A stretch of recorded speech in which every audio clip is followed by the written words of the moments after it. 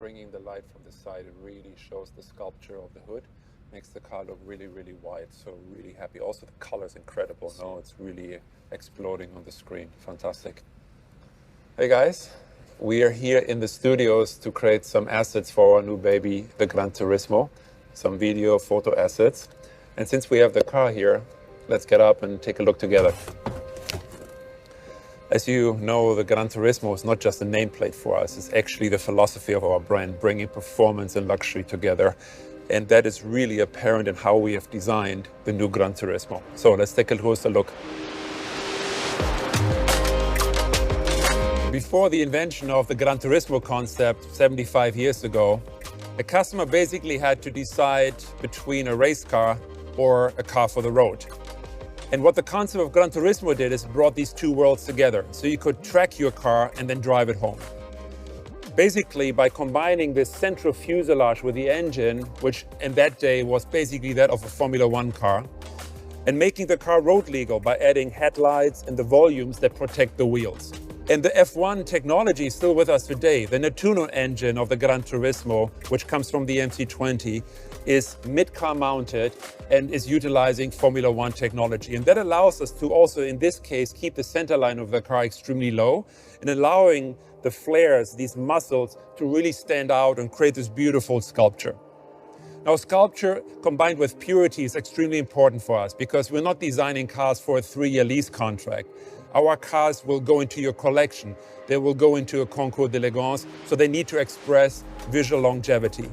And part of that pursuit of perfection is also to eliminate the cut line that we previously had here on the hood. And we're now moving over to the side to be almost invisible and creating this beautiful clamshell hood that in itself is an engineering masterpiece and belongs onto the wall of a museum to be appreciated as a sculpture. The face of the car is very recognizable, being that from the MC20 and the Grecale, with this very, very low mouth, of course, featuring our Tridente, which for me is the coolest logo in the industry, combined with those vertical headlights, really expressing this new Maserati design DNA on completing the family between MC20, Grecale, and the new GranTurismo. So let's take a look at the side of the new GranTurismo.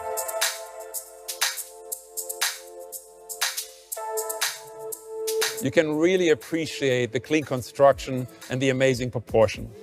But believe me, clean construction, clean design is the most difficult thing for a designer because there's so many things in your way. You have to consider the glass drop.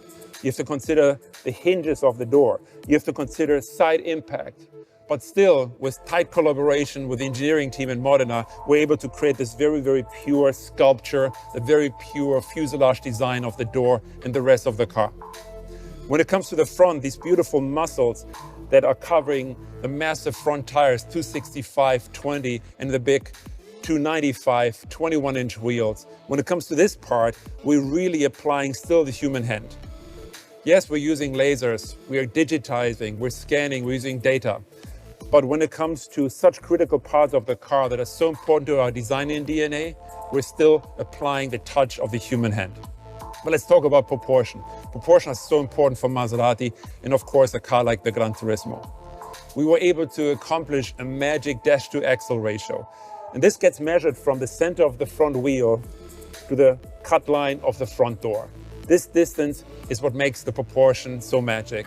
And we were able to achieve that together with the packaging engineers in Modena by putting the V6 behind the front axle, be able to create this beautiful long stretch sculpted hood. Now, at the same time, when it comes to the cabin, the challenge was to find space for 4 grown adults. We wanted at the same time to create something very intimate, something that looks very tight, very sporty. And the trick is, when you look at the central line here, that is actually quite high because it has to clear the head of the rear passengers. At the same time, you have the dropping line, the graphic of the window. This distance is quite big, but allows us to combine package for 4 adults with the look of a very, very tight and sporty cabin.